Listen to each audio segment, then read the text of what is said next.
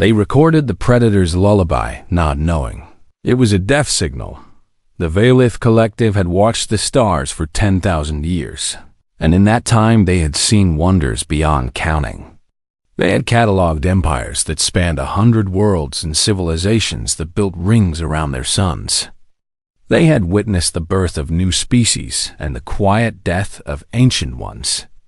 They had become the greatest archivists in the known galaxy, and they were proud of this achievement above all others. Dr. Kethrain stood before the observation window of his research vessel, his compound eyes reflecting the blue-green marble that hung in the void before him. This was the third planet of a small yellow star, and it teemed with life in ways that made his antennae twitch with excitement. The dominant species called themselves humans, and they had only recently learned to leave their world. By Valith standards, they were infants, barely worth noticing, but Kethrain noticed everything. For that was his purpose: begin cultural assessment. He clicked to his assistant, a young Valith named Sirith, who had never seen a newly spacefaring species before. I want every transmission intercepted, every broadcast analyzed, every piece of art and music cataloged. We will learn everything about these creatures. The work took 3 cycles of their homeworld, and in that time Kethrain discovered many curious things about humanity. They were a violent species, prone to conflict among themselves. They ate the flesh of other animals. They had weapons capable of destroying their own cities. All of this was noted in his reports with clinical detachment. Then he found something that made him pause. It began with a simple intercepted transmission. A visual broadcast showing a human female holding a small human in her arms. The small one was crying, making distress sounds that indicated fear or discomfort. Kethrain leaned forward, expecting to see some form of medical intervention or perhaps a teaching moment. Instead, the female began to make sounds. They were soft sounds, melodic and repetitive. She was not speaking words that his translation matrix could decode. She was simply producing tones in a pattern, over and over, while moving the small human gently back and forth. Within moments, the small one stopped crying. Its eyes closed. Its breathing slowed. It appeared to enter a dormant state. Kethrain watched this with growing fascination. He had studied thousands of species, and many of them produced sounds for various purposes: mating calls, territorial warnings, coordination signals. But he had never seen anything quite like this. "Sirith," he called, his voice carrying an unusual note of curiosity. "Come here and tell me what you see." His assistant watched the recording 3 times before speaking. "It appears to be a soothing behavior, Doctor. The adult is using sound to calm the young one." "Yes, but why?" Kethrain asked. "The sound serves no practical purpose. It carries no information. It teaches nothing. It is simply—" He paused, searching for the right word. "Pleasant." Over the following days, Kethrain became obsessed with these sounds. He discovered that humans called them lullabies, and they existed in every culture on the planet. Every human society, no matter how isolated, had developed these soft songs for their young. Rich humans and poor humans sang them. Powerful humans and weak humans sang them. It seemed to be a universal behavior. He collected thousands of examples. "Hush, little baby," from one region. "Twinkle, twinkle, little star," from another. "Ram's lullaby," from a third. Each one was different in its specifics, but they all shared the same qualities: soft melodies, gentle rhythms, repetitive patterns. They were designed to create calm, to induce sleep. To comfort, Kethrain played them in his quarters at night, and he found that they affected him too. His own heart rate slowed. His thoughts became peaceful. His compound eyes grew heavy. These simple sounds, created by a primitive species, had a power that crossed the boundaries between life forms. "I believe I understand now," he told Sirith one evening. "Humans are not the violent creatures our initial assessment suggested. Yes, they fight among themselves, but look at how they treat their young. Look at the care they take, the gentleness they show. These lullabies reveal their true nature. Sirith tilted her head in the way that indicated a question. What nature is that, Doctor? They are nurturers, Catherine said with confidence. Beneath all their conflict and chaos, they are a species that values peace and comfort. Why else would they develop such beautiful sounds for their children? A truly violent species would not waste energy on such things. He filed his final report that night, and it would be read by every member of the Veilith High Council. It would shape their understanding of humanity for decades to come. It would influence decisions that affected the fate of civilizations. The report concluded with these words: human lullabies represent a unique cultural artifact indicating a fundamentally peaceful species. Their soft melodies and soothing rhythms demonstrate a deep investment in comfort and calm. Threat assessment: minimal. These creatures pose no danger to the collective. Recommend minimal monitoring and no further contact at this time. Catherine attached several hundred audio files to his report, his favorite lullabies, preserved for the collective's cultural archive. He imagined future xenologists listening to them with the same wonder he had felt. He imagined these gentle sounds being studied for centuries. He did not imagine what would happen when those sounds were broadcast into the wrong part of space. He did not understand what he had actually recorded. The lullaby was humanity's oldest song, and it had been born in darkness and terror. It had evolved over 200,000 years of fear. It was not a sign of peace. It was a warning signal, a territorial marker, a promise of violence against anything that threatened the singer's young. But Catherine could not have known this, for he had never been prey. He had never huddled in darkness while predators circled. He had never needed to silence a crying infant before the wolves found them. He thought he had discovered proof of human gentleness and truth. He had recorded the sound of an apex predator guarding its young, and in 30 cycles, that sound would echo across the stars, and humanity would answer. They recorded the predator's lullaby, not knowing it was a death signal. 30 cycles had passed since Catherine filed his report on humanity, and the galaxy had changed in ways that no one could have predicted.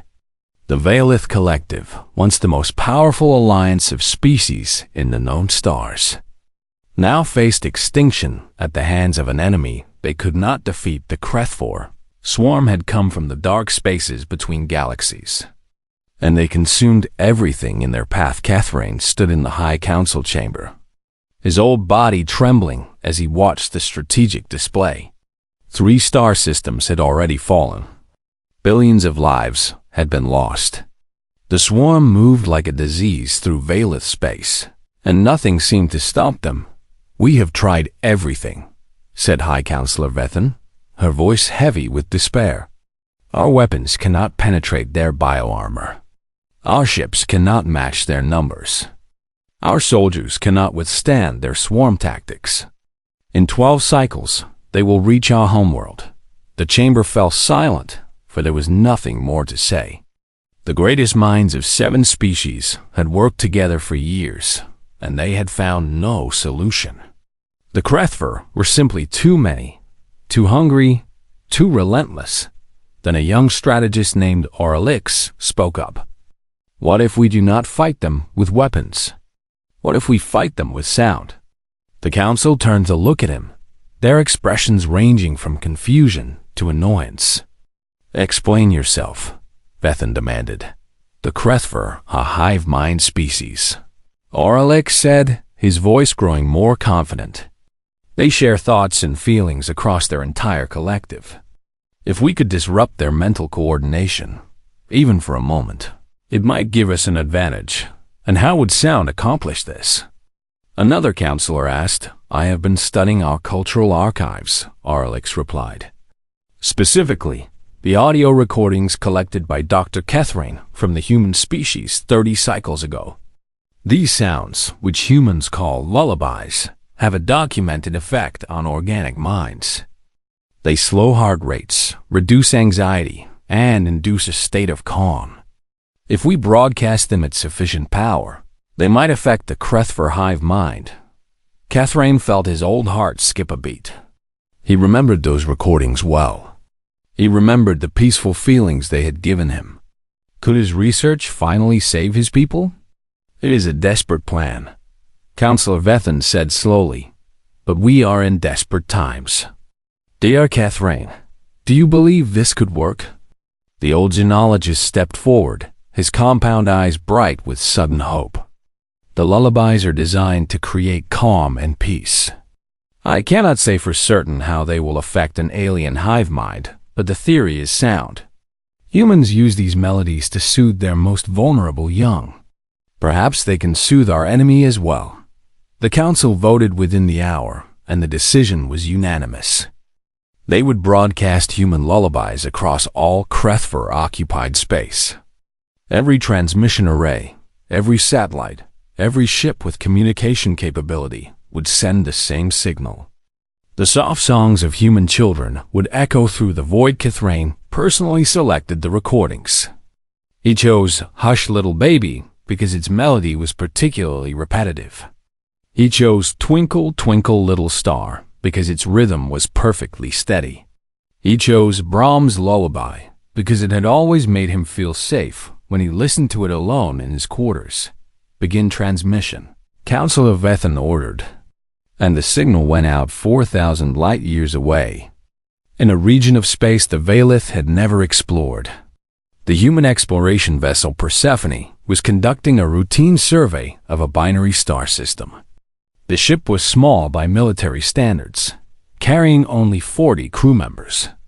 But it was equipped with the most advanced sensors humanity had ever built. Lieutenant Commander Maya Chun sat at her station on the bridge, monitoring the electromagnetic spectrum for anything unusual. It was boring work, the kind of assignment given to junior officers who needed experience. She had been doing it for 3 hours, and she was fighting to stay awake. Then her console lit up with an alert that made her sit straight in her chair. Captain Okonkwo, she said, her voice cutting through the quiet murmur of the bridge. I'm detecting an unusual transmission. Multiple sources, extreme power, originating from coordinates approximately 4,000 light-years from our position. Captain James Okonkwo looked up from his command chair, his dark eyes sharp with interest. What kind of transmission? Audio, sir. And Chun paused, her brow furrowing as she analyzed the signal. Sir, this is strange. The audio patterns are human. They appear to be lullabies. The bridge went quiet. Every officer turned to look at Chun's station, their faces showing various degrees of confusion. Lullabies? Okonkwo repeated. You mean children's songs? Yes, sir. Hush, Little Baby, Twinkle, Twinkle, Little Star, and several others. They are being broadcast on every frequency, at power levels that suggest military-grade transmission equipment. Someone is sending our lullabies into deep space. Okonkwo stood and walked to Chun's station. He listened to the audio feed for a long moment, and something changed in his face. The casual curiosity disappeared, replaced by something harder, something older. Do we know who is sending this? Working on it, sir. The source appears to be. Chun checked her readings twice before continuing. The source appears to be a region of space occupied by unknown alien species. Our database has no records of contact with anyone in that area. The captain's jaw tightened. Unknown aliens are broadcasting our children's songs. Why would they do that? Chun had no answer, but she felt something stirring in her chest, a feeling she could not name. It was uncomfortable, like an itch she could not scratch. She had heard lullabies all her life. Her mother had sung them to her. Her grandmother had sung them to her mother. They were supposed to be comforting, but hearing them echo through the void of space, transmitted by unknown beings for unknown purposes, made her feel something very different from comfort. "Sir," she said quietly, "I do not think this is a friendly message. I think something is wrong." Captain Okonkwo looked at her for a long moment, and she saw understanding in his eyes, the same unnamed feeling reflected back at her. "I think you may be right, Lieutenant Commander. Set a course for those coordinates. Maximum speed, sir, that will take us into unknown space, possibly hostile territory." "I am aware," Okonkwo interrupted. "But someone is using our children's songs out there, and I intend to find out why. All hands, prepare for extended voyage. We are going to find the source of this signal." As the Persephone changed course, Chun continued to monitor the broadcast.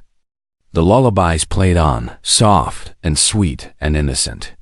But with every passing moment, they sounded less like comfort and more like a cry for help. She did not know yet what the Valith had done. She did not know about the Krethver swarm or the desperate plan to stop them. She only knew that her people's oldest songs were being used by strangers. And that fact alone was enough to set her nerves on edge somewhere in her DNA. In the ancient parts of her brain that remembered a time when humans were prey, an alarm was sounding. The lullaby had been heard. The parent was waking up, and something was about to learn why humans sang those songs in the first place. They recorded the predator's lullaby, not knowing it was a death signal. The Persephone had been traveling for 8 days when Captain Okonkwo called a meeting in the ship's small conference room. The senior officers gathered around the table, their faces showing exhaustion and curiosity in equal measure. Lieutenant Commander Chun stood at the display screen, ready to present her findings. "For the past week, I have been analyzing the lullaby transmissions," Chun began. "I have confirmed that the signals are coming from a region of space controlled by a species called the Valith. They appear to be an advanced civilization, possibly thousands of years older than humanity, and they are broadcasting our songs." Commander Jackson, the ship's first officer, said flatly, "Do we know why?" "I have intercepted additional communications that suggest the Valith are at war with another species called the Krethfor," Chun replied. "The details are unclear, but it appears they are using our lullabies as some kind of psychological weapon." The room fell silent as the officers processed this information. It was Lieutenant Park, the ship's historian, who spoke first. "A psychological weapon? They think lullabies will stop a war? It seems they believe the sounds will have a calming effect on their enemies," Chun said. "Based on their communications, they have classified humans as a peaceful species. They think our songs represent our gentle nature." Captain Okonkwo had been quiet throughout the briefing, his hands folded on the table before him. Now he looked up, and his eyes were dark with something that might have been anger. "They misunderstand us," he said softly. Park frowned. "Sir?" The captain stood and walked to the window, looking out at the stars streaming past. "Lieutenant Commander Chun, you have studied human evolutionary history. Tell the others why we sing lullabies to our children." Chun hesitated. She had been thinking about this question for days, ever since she first heard those broadcasts. She had gone back through old research papers, anthropological studies, evolutionary psychology textbooks. What she had found disturbed her in ways she could not fully express. "The lullaby is old," she began. "Very old. It predates language, predates civilization, predates almost everything that makes us human. We have been singing to our young for at least 200,000 years, possibly longer. And why?" Okonkwo pressed. "Why did we start?" Chun took a deep breath before continuing. "Because the night was full of things that wanted to kill us. Our ancestors lived on the African savanna, surrounded by predators. Lions, hyenas, leopards, wild dogs, crocodiles, everything wanted to eat us. We were not the strongest or the fastest. We survived because we were clever and because we worked together." She paused, gathering her thoughts. "But we had a weakness. Our young are helpless for years after birth. They cannot run or hide or fight. And worst of all, they make noise. A crying baby in the night was like ringing a dinner bell for every predator within hearing range. Commander Jackson shifted uncomfortably in his seat. So the lullaby was meant to keep the children quiet. Yes, but it was more than that, Chun said. The melody served multiple purposes. First, it masked irregular sounds. A steady rhythm is less noticeable than random crying. Second, it regulated the infant's breathing and heart rate, helping them fall asleep faster. Third, it signaled to the group that someone was awake and watching. The mother was alert, guarding her young. And fourth? Okonkwo asked, though his tone suggested he already knew the answer. Chun met his eyes. Fourth, it was a warning to predators. Our ancestors learned that singing in the darkness meant danger. It meant the humans were awake, aware, ready to fight. A predator hearing that sound knew that if it attacked, there would be resistance. The easy meal was not so easy after all. She brought up an image on the display screen, ancient cave paintings, showing humans huddled around fires while shadows lurked beyond the light. Over thousands of generations, this association became embedded in our instincts. We do not just sing lullabies because they soothe children. We sing them because, deep in our brains, in the parts that remember being prey, we know that singing means protection. It means vigilance. It means I will keep you safe. Lieutenant Park had gone pale. So when the Valith broadcast our lullabies, they did not broadcast a peaceful song, Chun finished. They broadcast a territorial warning, a threat display, a signal that says, stay away from my young, or I will destroy you. The conference room was completely silent. Every officer was processing this information, reconsidering everything they thought they knew about themselves. Captain Okonkwo finally spoke. For 200,000 years, our species has sung to its children in the darkness. And for 200,000 years, anything that heard that sound and came closer anyway learned exactly what kind of creatures we are. The Valith think we are gentle because we sing soft songs. They do not understand that we are soft only with those we love. He turned to face his crew, and there was steel in his voice. They have broadcast our warning signal across the stars. They have announced to the galaxy that human young are present and vulnerable. It does not matter that our children are not actually there. Our instincts do not know the difference. Our instincts only know that the alarm has been sounded. Commander Jackson stood. What are our orders, Captain? We continue to the source of the broadcast, Okonkwo replied. We make contact with the Valith. We find out exactly what is happening. And if there are predators threatening our... He paused, searching for the right word. Threatening those we have chosen to protect. Then we show them what happens when you wake up a sleeping parent. As the officers filed out of the conference room, Chun remained behind. She was still staring at the cave paintings on the display screen, at the ancient humans keeping watch in the firelight. Sir, she said quietly, do you think the Valith truly understand what they have done? Okonkwo paused at the door. No. And that is precisely why we must go to them. They have called us with our oldest song, and whether they meant to or not, we cannot ignore that call. It is in our blood. He left, and Chun turned back to the display.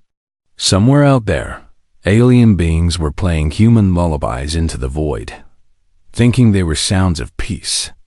They had no idea that they had just sent an emergency signal to the most protective, most territorial, most dangerous parents in the galaxy. The melody drifted through her mind. Hush, little baby. Do not say a word, and for the first time, she heard the unspoken second half of that promise. While I deal with whatever threatened you. They recorded the Predator's lullaby not knowing. It was a death signal. The Persephone was the first human ship to arrive in Valith space. But it would not be the last. Captain Okonkwo stood on the bridge, watching the tactical display as new contacts appeared one by one. The destroyers Relentless and Vengeance had arrived from the colony on New Perth. The carrier Vigilance had come from Earth itself, bringing with it a full complement of fighters. Transport ships, medical vessels, supply freighters, they kept coming, jumping out of faster-than-light travel with their weapons. Already armed Lieutenant Commander Chun counted 17 human vessels in orbit around the Velith homeworld, with more arriving every hour. "Sir, how did they all know to come here?" "The signal?" Okonkwo said simply. The Lullaby broadcast was intercepted by every human colony with a communication array. They all heard it. They all felt what we felt. And they all came. Chun nodded slowly. She understood now. When the Velith had broadcast those recordings, they had not just sent a message. They had triggered something primal in every human who heard it.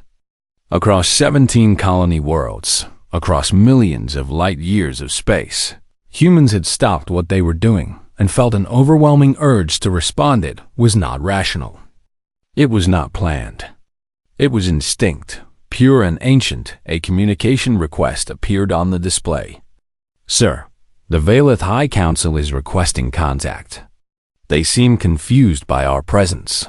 "I imagine they are," Okonkwo replied. "Open a channel." The main view screen flickered to life, showing a chamber filled with alien beings. Chun counted 7 different species, all standing together in a semicircle. At the center was a tall insectoid creature with compound eyes that gleamed in the artificial light. "I am High Counselor Vethan of the Velith Collective." The insectoid spoke. Her voice translated through the universal communication system.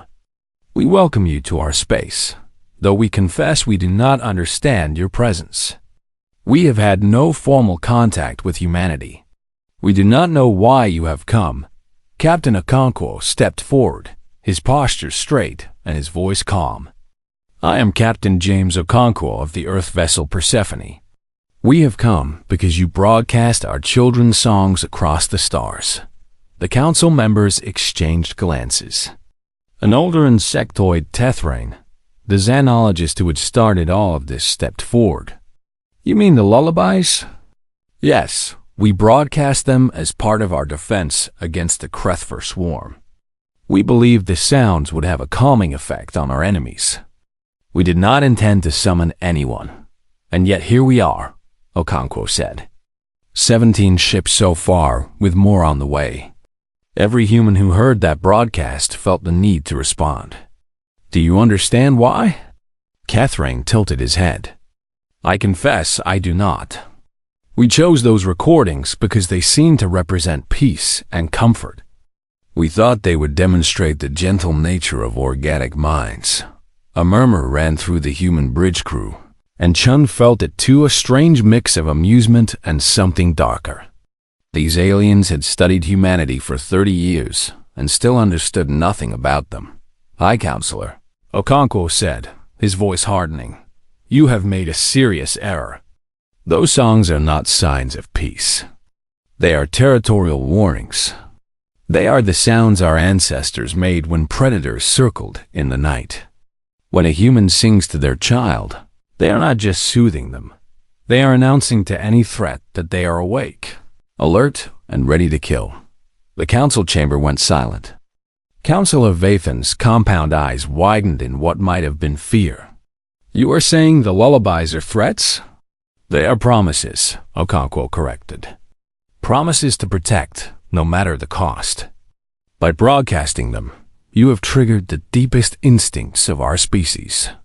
You have told every human in the galaxy that young ones are in danger.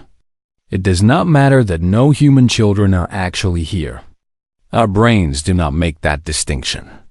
We only know that the alarm has sounded, and we must respond." Kethrain looked stricken.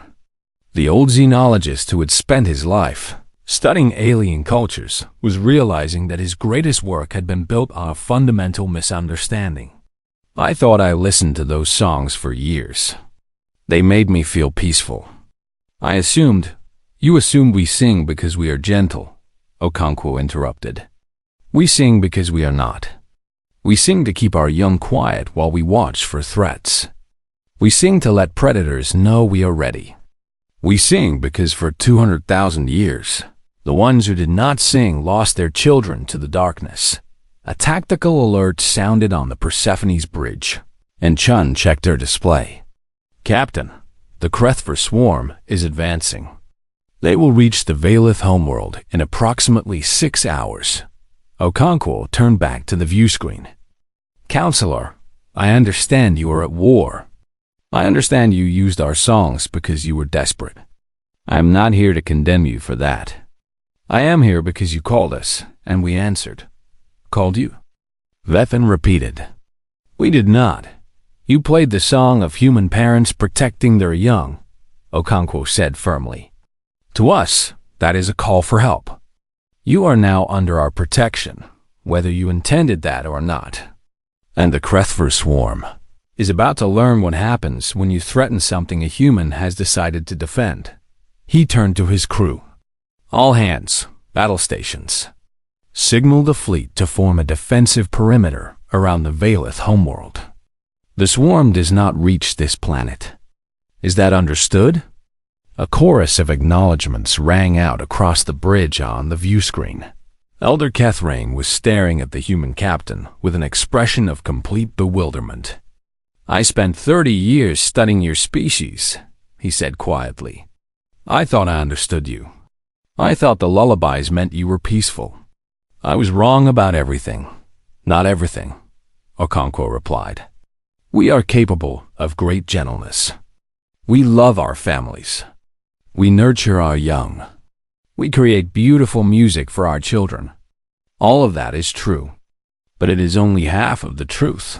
He looked out the window at the gathering fleet, at the warships that had crossed the galaxy because they heard a baby's song. The other half is this. We became the dominant species on our world, not because we were peaceful, but because anything that threatened our peace learned to regret it. We are the most loving and the most dangerous creatures in the galaxy, and those two things are not contradictions.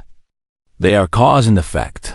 The Krethver swarm was coming, a tide of biomechanical horror that had consumed 3 star systems.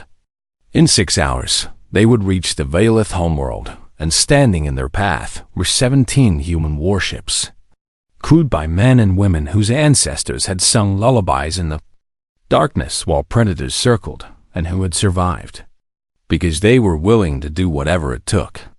To keep their young alive, the parent had awakened now. The predators would learn why. They recorded the predator's lullaby, not knowing it was a death signal. The Krethver swarm arrived at the Valith homeworld exactly on schedule, and they were unlike anything humanity had ever seen. Lieutenant Commander Chen watched from the Persephone's bridge as thousands of bioorganic ships emerged from faster-than-light travel. They were twisted things, roamed rather than built, with hulls made of chitin and weapons that pulsed with biological energy. They moved in perfect coordination, controlled by a single hive mind that spanned the entire fleet. They had consumed 3 star systems and billions of lives. They had never known defeat. Tactical analysis complete, Chun reported, her voice steady despite the fear coiling in her stomach. Enemy fleet consists of approximately 4,000 vessels. Primary weapons are bioplasma projectors. Secondary weapons appear to be boarding organisms. They outnumber U.S. roughly 100 to 1. Captain Okonkwo stood at the center of the bridge, his eyes fixed on the approaching horde. Signal the fleet. All ships, this is the Persephone. Remember why we are here. Remember what they threatened. Today, we show them what human beings do to anything that comes for our own, the human fleet. Moved forward to meet the swarm on the Valith homeworld below. Billions of civilians huddled in bunkers and watched the battle unfold on emergency broadcasts. They had fought the Krethver for years. They had lost every engagement. They expected to watch humanity suffer the same fate. They were wrong. The first human ships to engage were the destroyer Relentless and her sister ship Vengeance. They did not wait for the swarm to close the distance. They accelerated directly into the enemy formation, their weapons blazing. Veilith observers noted with shock that the human vessels did not maintain defensive positions or coordinated firing patterns. They seemed to fight as individuals, each captain choosing their own targets, their own tactics. They are insane. Counselor Vethan whispered from her command bunker. They have no formation, no strategy. They are just attacking. Elder Kethrain watched with compound eyes that had seen 100 civilizations. No, he said slowly. Look more carefully. They are not disorganized. They are hunting. Each ship is selecting wounded targets and pursuing them. They fight like pack animals. It was true. The human vessels moved through the swarm like wolves through a herd, separating weak ships from the group and destroying them with overwhelming firepower. When one human ship took damage, others converged to protect it while it withdrew. When a Krethver vessel was isolated, humans swarmed it from multiple angles. But the true horror, the thing that would haunt Veilith memories for generations, was the broadcast as the battle raged. Humanity transmitted on every frequency. Not war cries or threats or demands for surrender. They transmitted lullabies. Hush, little baby. Do not say a word, the voices sang, soft and sweet and gentle. Papa's gonna buy you a mockingbird. A Krethver carrier exploded, its bioorganic hull torn apart by missile fire. And if that mockingbird does not sing, Papa's going to buy you a diamond ring. 3 human fighters pursued a wounded swarm vessel into an asteroid field and destroyed it with precision strikes. Twinkle, twinkle, little star, how I wonder what you are. The destroyer Vengeance rammed the Krethver command ship at full speed, her captain detonating the reactor core as the 2 vessels collided. The songs never stopped. Throughout 11 hours of brutal combat, humanity sang. Their voices were calm, almost drowsy, like parents soothing children before bed. But their weapons spoke a different language entirely. The Krethver hive mind had processed information from countless species across the galaxy. It had adapted to every weapon, every tactic, every strategy. But it could not process this. The sounds and the actions did not match. The gentle melodies accompanied systematic slaughter. The peaceful songs were paired with absolute destruction for the first time in its existence. The hive mind experienced something it could not understand. The contradiction was too great. The cognitive dissonance fractured its coordination. Individual ships began to hesitate, to make mistakes, to act without the perfect synchronization that had made them invincible by hour 7. The swarm was retreating by hour 11. It was in full flight, fleeing toward the darkness between galaxies. Lieutenant, Commander Chun watched the last Krethver signals disappear from her display and realized she was crying. Not from fear or grief, she did not know why. Perhaps it was relief. Perhaps it was something older, something that recognized this victory at a level beyond conscious thought. The predators had come, and they had been driven away. The children were safe. Damage report, Captain Akonko ordered, his voice rough with exhaustion. We lost the Vengeance and 63 fighters. Chun replied. The Relentless is heavily damaged but salvageable. The carrier Vigilance reports 30% casualties.